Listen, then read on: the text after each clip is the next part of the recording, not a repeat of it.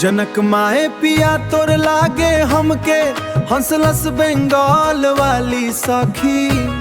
बोल सखना जाए माई पिया तोर बिना लगे ना अखिया अखिया सखी। जनक माए पिया तोर लागे हमके हंसलस बंगाल वाली सखी।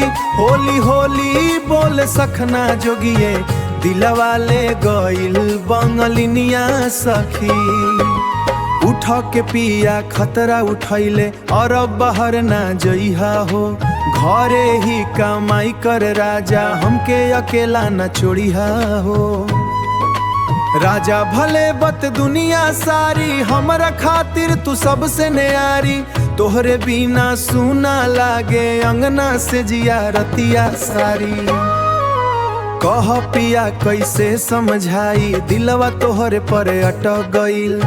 हम करिया तू गोरा राजा फिरो प्रेमवा गाढ़ा हो गइल। धन दौलत से का होई साच प्रेम ही काम आई। तोहरे नाम के चूड़ी पहिर के साजन हम मुस्काई। जनक माए पिया तोर लागे हमके हंसलस बंगाल वाली सखी। बोल सखना जाए ना माई पिया तोर बिना लगे ना अखिया सखी। जनक माए पिया तोर लागे हमके हंसलस बंगाल वाली सखी।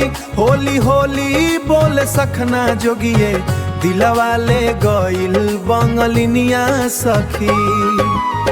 पान खा के होठ लाल भइल देख के मनवा डोले।